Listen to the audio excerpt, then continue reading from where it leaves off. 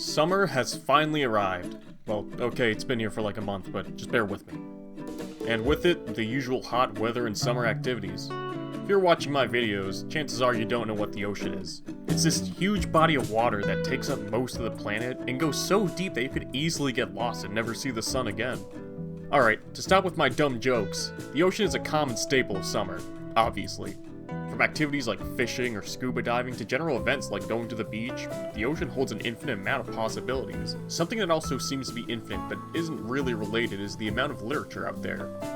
It's estimated that an average of 2,700 books are published every day.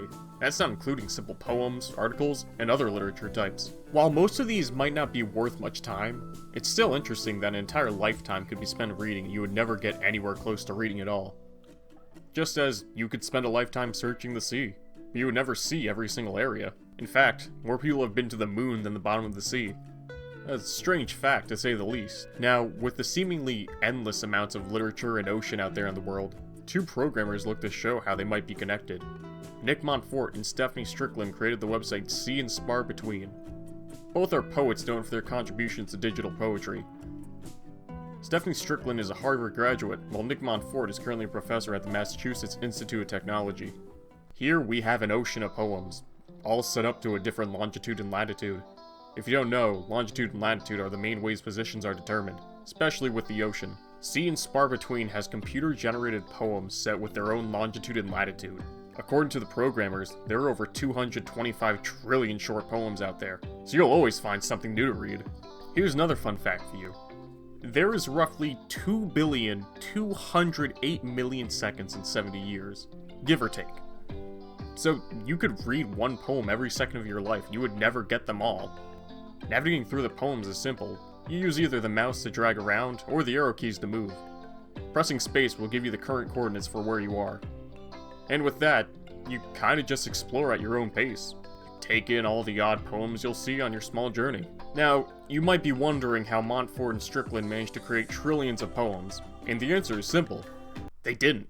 They instead used a Java program that took passages from Moby Dick and various Emily Dickinson poems. Many might not make the most sense, but there are many, many, many diamonds in the rough here. I'd like to share a few of them here and give my take on what they mean. Of course, since these are computer-generated, there is no actual meaning. So take this as me having a bit of fun rather than me being pretentious. Let them, for deathless is the sun. One rose, one world, one morn, one might eternity. Beyond. This poem seems to talk about letting others do as they please. Life is short, but the universe will go on after we're gone. The sun is deathless. Life will exist for eternity, in some fashion. Fast fish retriever, flower, fast fish, nailed to the groove. I found this one funny, the thought of a fish so fast that fishermen struggle to catch it. When they eventually do, they nail it up as a sign of success. One art, one hand, one noon, one world latitude. Flavor, how to withstand the husk-bin course, for crumbles is the sea. When traveling the sea, you should be careful. The oceans can be cruel and can easily spell the end of your days. Also, husk-bin isn't a word. Another interesting part of Sea and Spar Between is the navigation system. While I mentioned before that the arrow keys and mouse could be used to move around, it's also possible to type in the longitude and latitude of a poem to find it. One fun thing to do is put in random numbers and see what kind of poem you end up with. One air, one each, one earth, artless leave and chime. Fix upon the bin-chap course, but plummetless is the sea. Bruh. Dash on another, again. Dash on, nailed to the coffin. Keep going through life as you please. Don't let anyone stop you.